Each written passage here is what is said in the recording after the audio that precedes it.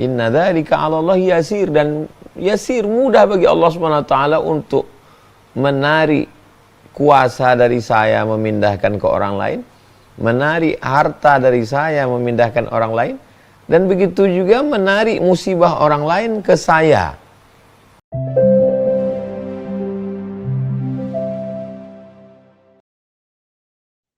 Assalamualaikum warahmatullahi wabarakatuh. Alhamdulillah, Allahumma salli ala Sayyidina Muhammad wa ala ali Sayyidina Muhammad. Bang Alvin Firdaus beserta seluruh tim yang ada di Pontianak, Bapak Ibu, Abang, Kakak, Adik, Sahabat dimanapun berada, semoga selalu sehat walafiat zahir dan batin, istiqamah iman dan Islam, selalu diberikan Allah Subhanahu wa taala maghfirah, ampunan, ridha, diberikan Allah kebahagiaan dunia dan akhirat. Amin ya rabbal alamin. Tema kita malam ini, kenapa saya yang diuji?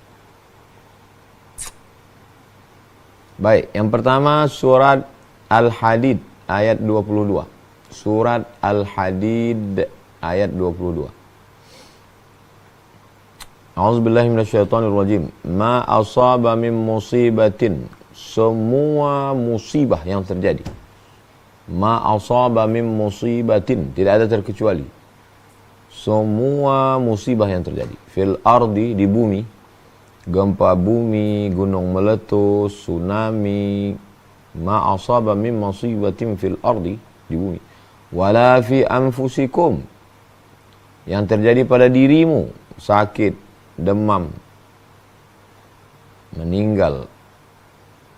Ma asaba min musibatin fil ardi, ekstern, yang di luar diri kita. Wala fi anfusikum, intern, yang dalam diri kita.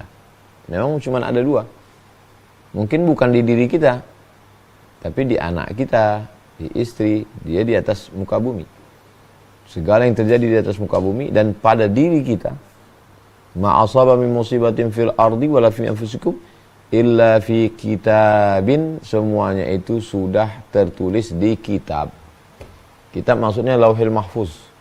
Lauh artinya papan, mahfuz papan takdir yang ditulis, dijaga oleh malaikat. Mahfuz artinya dijaga, tidak bisa satu pun intervensi. Semua yang terjadi musibah di permukaan bumi, di dalam bumi, di atas bumi, dan pada dirimu, semuanya sudah tertulis. Ibarat buku, bukunya udah selesai, game is over. Kita hanya tinggal melewati saja. Min qabli an nabra'aha, sebelum kami mewujudkannya secara nyata. Besok pagi itu kan belum nyata. Apa yang terjadi besok pagi? Untuk menghadapi besok pagi ini ada cemas, ada ragu, ada khawatir, ada takut, ada macam-macam. Tapi kalau orang sudah putus tauhidnya kepada Allah, ma asaba min musibatin fil ardi wala fi anfusikum illa fi kitabin, semua sudah tertulis di lauhil mahfuz. Min qabli an nabra'aha, sebelum Allah mewujudkannya di alam nyata besok pagi. Inna dzalika 'ala Allahi yasir, sesungguhnya semua itu bagi Allah yasir, mudah. Ini kalau difahami ayat Al-Hadid ayat 22 ini. Orang yang kaya, pejabat, sombong, dia nggak sombong. Orang yang kaya, pejabat, penguasa, angkuh, dia nggak jadi angkuh. Kenapa? Karena jabatan yang saya terima sekarang adalah tulisan takdir Allah untuk menguji saya. Apakah saya amanah? Wa dzalika 'ala Allahi yasir, dan itu mudah bagi Allah Subhanahu wa taala. Bukan karena saya rajin kampanye, bukan karena saya, ini hanya ujian dari Allah. Wa dzalika 'ala Allahi yasir. Begitu juga sebaliknya. Orang yang kematian, kehilangan, bangkrut, kecewa, maka dia tidak pernah putus asa. Kenapa? Karena yang terjadi ini juga sudah dituliskan Allah Subhanahu wa taala. Inna dzalika 'ala Allah yasir, dan yasir, mudah bagi Allah Subhanahu wa taala untuk menarik kuasa dari saya memindahkan ke orang lain, menarik harta dari saya memindahkan orang lain, dan begitu juga menarik musibah orang lain ke saya. Jadi kita diajarkan tentang tauhid, bahwa yang berperan semua, yang mengatur, yang menciptakan, yang memberi rezeki, yang menghidupkan, yang mematikan, semuanya Allah. Serah kepada Allah. Ini poin yang pertama. Berikutnya poin yang kedua, ayatnya surat At-Taubah ayat 51. Surat At-Taubah ayat 51. Surat At-Taubah ayat 51. Qul, katakan. Qul, katakan ya Muhammad sallallahu alaihi wasallam, maksudnya untuk kita semua. Nabi Muhammad menyampaikan ke kita. Allah mengatakan kepada Nabi, Qul, katakan ya Muhammad sallallahu alaihi wasallam, lan, tidak akan, lan, tidak akan. Kalau la masih ada kemungkinan, lan, tidak akan. Yusibana, tidak ada satu pun musibah yang menimpa kita, kematian, kesusahan, kebangkrutan, kepahitan, kegetiran. La yusibana illa ma kataballahu lana, kecuali sudah ditetapkan, dituliskan, ditakdirkan Allah untuk kita. Kalau bahasa hadisnya, rufi'atil aqlam, pena takdir sudah diangkat. Wajaffatis suhuf, kertas takdir sudah kering. Penanya sudah diangkat, kertasnya sudah kering, selesai. Qul, katakan ya Muhammad SAW, lan yusibana, tidak ada satu pun yang menimpa kita, illa ma kataballahu lana, kecuali sudah ditetapkan, dituliskan di lauh mahfuz. Huwa maulana, dan Allah lah yang menolong kita. Kalau memang dituliskan hari ini mesti jatuh, yang menolong untuk bangkit itu Allah. Kalau memang dituliskan hari ini mesti tegak, jangan sombong, karena yang membuat tegak itu juga Allah. Kalau ditakdirkan hari ini mesti terkapar, terbaring, berdarah-darah, jangan putus asa. Huwa maulana, maulana, yang menolong itu hanya Engkau ya Allah. Ayat ini ditutup dengan At-Taubah 51. Wa 'alallahi falyatawakkalul mu'minun. Kepada Allah bertawakal orang yang beriman. 4 dalam ayat ini. Pertama, bahwa semua yang terjadi ketetapan Allah. Kedua, yang bisa menolong hanya Allah. Ketiga, serahkan kepada Allah. Keempat, yakin, percaya. 4 unsur. La yusibana illa ma kataballahu lana, tidak ada satu pun yang menimpa kecuali memang sudah ditetapkan Allah untuk kita. Huwa maulana, yang bisa menolong hanya Allah, tidak ada yang lain. Wa 'alallahi falyatawakkal, hendaklah bertawakal, serahkan semuanya kepada Allah. Al-mu'minun, orang-orang yang percaya. Yang bisa menghadapi semua ini hanya al-mu'minun, orang yang percaya. Orang yang tidak percaya berat. At-Taubah 51.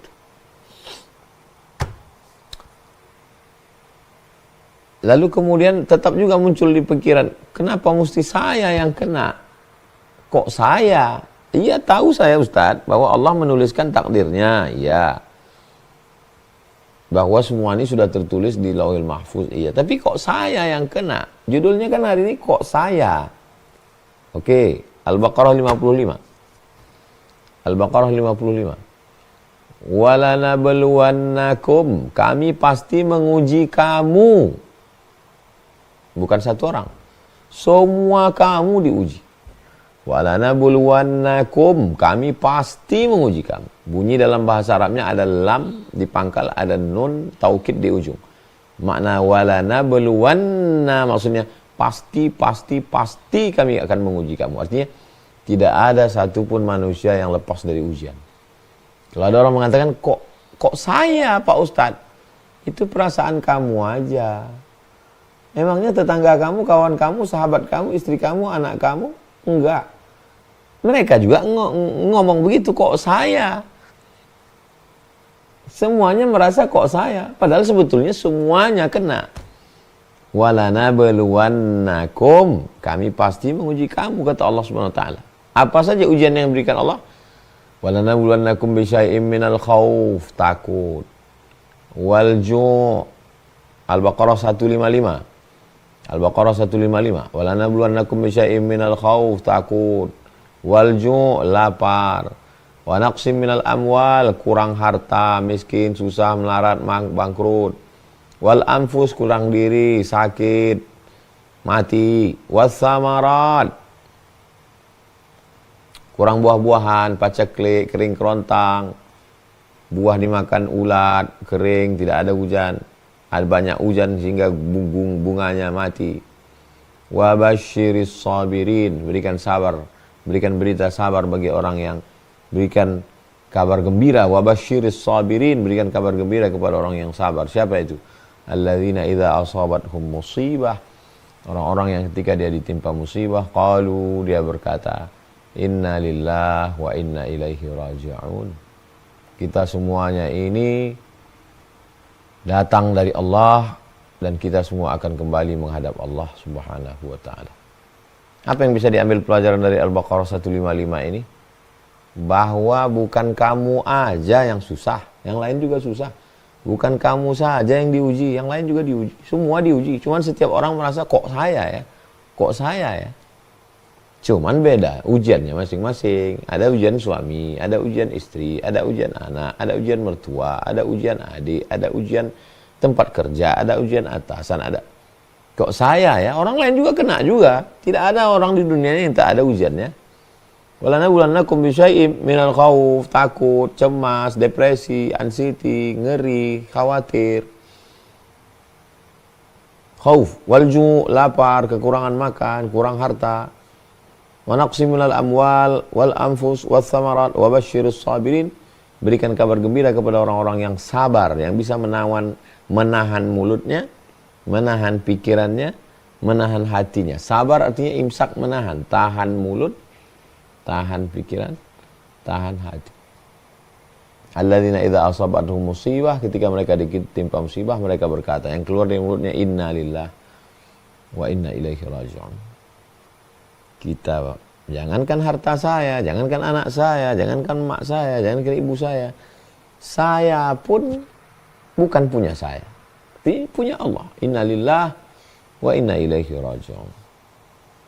Ulaika alaihim salawatu min rabbihim wa rahmah. Orang-orang yang beginilah yang mendapat pertolongan, ridha dari Allah, mendapatkan rahmat dari Allah. Wa ulaika humul muhtadun. Orang-orang beginilah yang dapat hidayah dari Allah. Al-Baqarah 155. Berikutnya yang kelima, berikutnya yang keempat. Surat Az-Zumar ayat 10. Poin keempat, Az-Zumar ayat 10.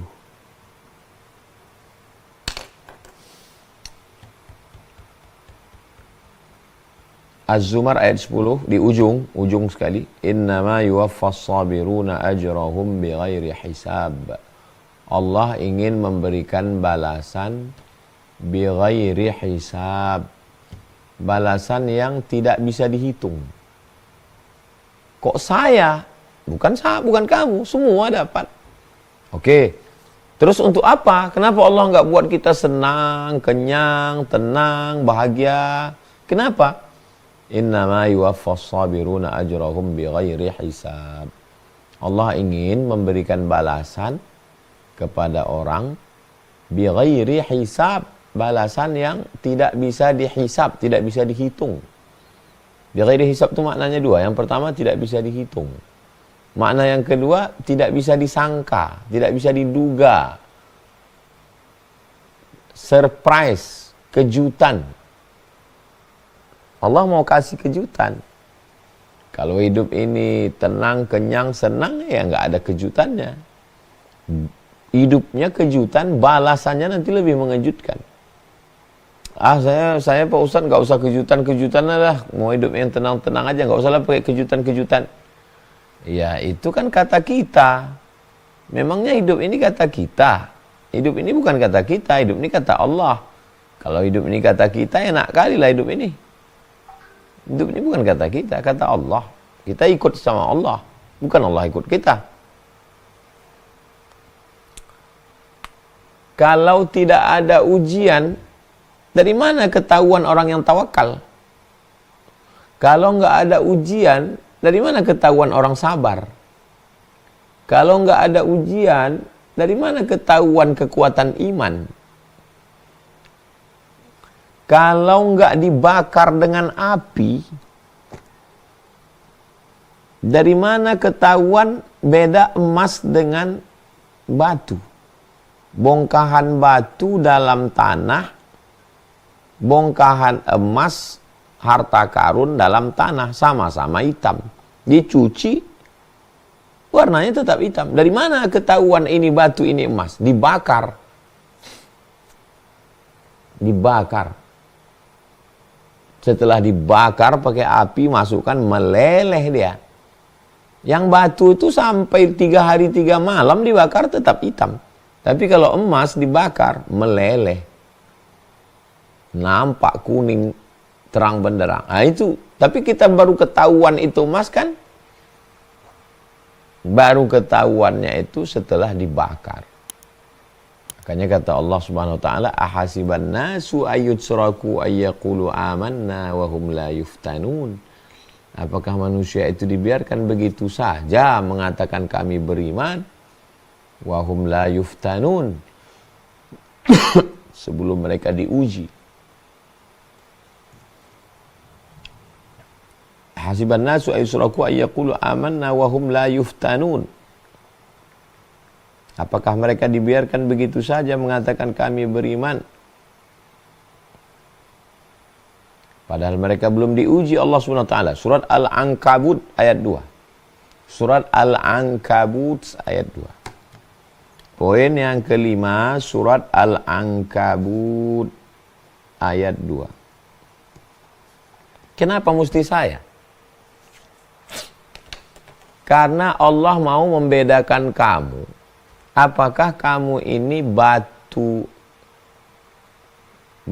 bacan atau batu gilingan? Kalau batu bacan, digosok sebentar aja langsung nampak dia biru, hijau, cantik. Tapi kalau batu gilingan, habis batu gerenda, tetap. Dari mana ketahuannya? Digosok dulu. Dari mana ketahuan ini emas? Dibakar dulu. Ini emas asli atau emas sepuhan? Sama-sama kuning. Untuk mengujinya, bakar dulu. Oh, ini hilang warnanya, berarti bukan emas. Ini makin terang, ini emas. Hasiban nasu ayyusraku ayyak, kok mesti saya? Iya, karena Allah mau nguji iman kamu. Oh, kalau gitu Allah nggak tahu. Allah katanya maha tahu. Kok mesti nguji-nguji saya? Allah bukan nggak tahu, Allah cuman mau kasih tahu kamu ini layak enggak menjadi orang beriman. Kalau kamu saja tidak yakin, Allah bukan ingin tahu, Allah ingin meyakinkan kita. Oh, aku layak ternyata. Kenapa mesti saya? Ya, Allah ingin menguji kamu.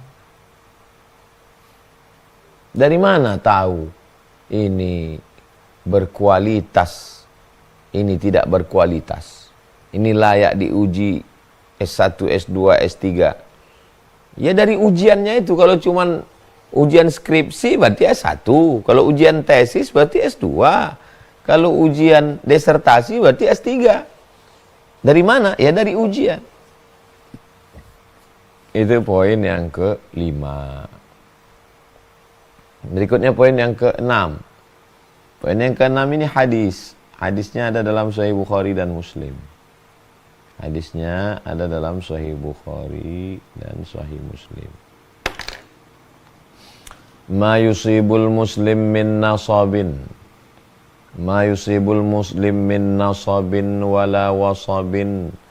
Orang yang terkena penyakit lelah, hammin susah hati, huznin sedih, wala adha ada gangguan, wala ghammin kepayahan, kesulitan, kesusahan, hatta syaukah yashtakuha sampai duri yang menusuk tapak kaki.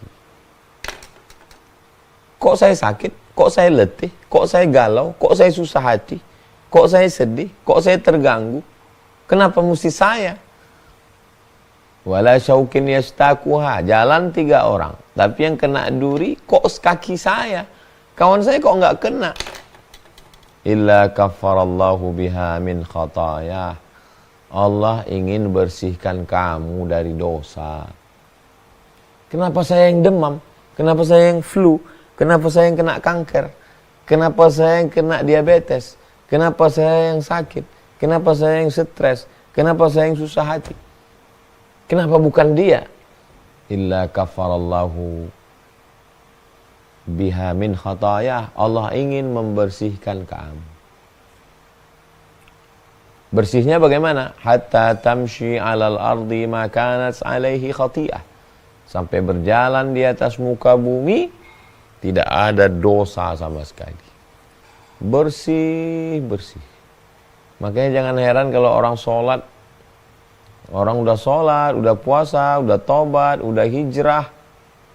Kok saya nih Pak Ustadz ya, sakit lah, hilang lah, beginilah. Ya karena Allah sayang. Ada teman saya Pak Ustadz, minum khamar, berjudi, berzina, LGBT, hidupnya aman aja, nyaman aja. Itu namanya istidraj. Istidraj artinya azab yang diulur-ulur. Emang mau diulur Allah terus, dikasih senang, dibuat panjang umur, dibuat kekuasaan langgeng, dibuat sehat. Padahal sebenarnya itu hanyalah azab. Tapi ada orang yang kelihatannya sholatnya rajin, puasa, tapi kok ujiannya berat sekali ya. Allah mau beri dia balasan yang tidak disangka-sangka. Allah mau menghapuskan segala dosanya. Saya sudah banyak keliling tempat melihat orang baik ujiannya berat. Ini orang baik Pak Ustadz. Jam 9 malam tidur. Maksudnya bukan orang-orang yang begadang, bukan orang-orang yang keluyuran, bukan orang macam-macam, orang rumahan Pak Ustadz. Tapi ujian hidupnya situlah.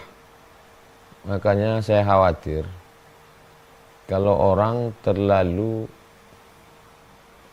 gimana ya? Banyak orang yang sebetulnya tidak paham agama tapi menjadi motivator agama. Kalau Anda hijrah, Anda bertaubat, maka hidup Anda akan tenang, kenyang, senang. Begitu orang taubat, dia mengalami pukulan bertubi-tubi, sakit, kehilangan, bangkrut, rezeki susah. Itu bahaya. Saya kasih tahu sama motivator-motivator yang lompat ke agama.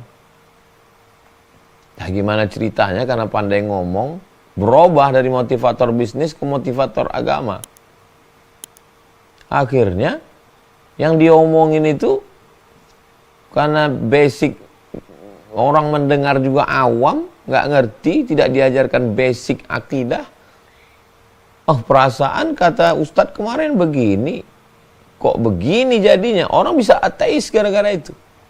Makanya selalu saya katakan, berislam, berhijrah, bertaubat bukan berarti hidup kita nggak ada masalah. Ada masalah. Kita sholat, sakit. Sholat, bangkrut. Nggak sholat, sakit. Nggak sholat, bangkrut juga. Kalau gitu ngapain sholat? Kalau kamu sholat, kamu ada tempat bersandar. Kamu yakin bahwa ujian yang kamu terima itu cara Allah mau mengangkat darjat, cara Allah untuk menghapuskan dosa. Tapi kalau kita nggak beribadah, nggak hijrah, nggak taubat, stres, depresi, bunuh diri, anxiety, macam-macam. Nah, itu. Jadi jangan katakan kalau udah taubat, kalau udah ngaji, kalau udah hijrah, hidup ini tenang, senang, kenyang, enak. Enggak begitu. Cobalah lihat pelajaran para ulama, para nabi. Nabi-nabi itu kan di Quran tuh semuanya cerita tentang nabi itu kan penuh dengan ujian. Sebutkanlah nabi yang nggak ada ujiannya. Nabi Musa belum lagi dewasa, masih dalam perut ibu sudah dikejar-kejar. Mau dibunuh Fir'aun. Setelah lahir anak bayi belum apa-apa dihanyutkan ke Sungai Nil. Belum tahu apa-apa, belum ada akal, sudah fit and proper test Fir'aun dikasih kue sama api. Setelah dewasa, memisah orang, ninju, mati, dikejar-kejar lagi sama bala tentara Fir'aun. Pergi lagi ketemu dengan anak Syuaib, ngembala kambing 8 tahun, genap jadi 10 tahun, berhadapan dengan Fir'aun, melewati Laut Merah, meninggal di gurun pasir. Nabi Musa itu. Nabi Isa, belum lagi lahir ke atas dunia, sudah dituduh anak zina, hasil perzinahan, mohon maaf, Maryam dengan Joseph tukang kayu. Ibunya juga Maryam, fitnahnya luar biasa. Maryam juga anak yatim, ayahnya Imran meninggal duluan, anak yatim dipelihara oleh Zakaria, mengandung tanpa anak. Dituduh Yahudi perempuan berzina, diasingkan ke tempat yang jauh. Jadi Al-Quran bercerita tentang orang-orang yang penuh dengan ujian. Memangnya Nabi Musa, Nabi Ibrahim, Nabi Isa itu enggak hijrah, enggak taubat. Jadi saya mau, kalau kita ngaji itu, ya rasional aja, bahwa dengan saya taubat, dengan saya hijrah, ujian tetap ada. Tapi saya insya Allah lebih kuat, lebih tegar. Berarti Allah mau menghapuskan dosa saya. Berarti Allah mau menaikkan derajat saya. Berarti Allah mau memberikan saya balasan yang unlimited. Berarti Allah ingin menyadarkan memang saya layak untuk menjadi hambanya. Gitu. Jadi bukan kalau udah tobat, kalau udah hijrah, kalau udah sholat, kalau udah puasa sunat, nggak ada ujian. Nggak betul itu. Nggak benar. Puncaknya adalah surat Ad-Duha. Kita semua hafal. Wala saufa yu'tika rabbuka fatarda. Wala saufa yu'tika rabbuka, Allah akan memberikan kepadamu. Wala saufa yu'tika rabbuka, Allah akan memberikan kepadamu. Memberikan apa? Memberikan balasan sesuai kehendak Allah, bukan sesuai kehendak kita. Fatarda, kalau engkau ridha. Jadi hubungan kita dengan Allah itu bukan hubungan antara karyawan dengan direktur. Hubungan karyawan dengan direktur, kalau kamu kerja 12 jam gajinya segini, kalau lembur segini. Kalau kurang, kamu bisa komplain, kamu bisa unjuk rasa. Hubungan kita dengan Allah itu hubungannya dibangun di atas ridho. Ridho itu menerima segala keputusan Allah. Seperti mayat, ridho menerima segala keputusan orang yang memandikannya. Paling mudah memahami ridho seperti mayat yang ridho ketika hidungnya dikorek, telinganya dikorek oleh orang yang memandikannya saat mandi jenazah. Sebagaimana enggak ngelawan, begitulah kita ridho menerima segala keputusan Allah Subhanahu wa ta'ala. Selalu diartikan berserah diri. Berserah diri itu aslama yuslimu Islam. Berserah diri itu Islam. Orangnya Muslim.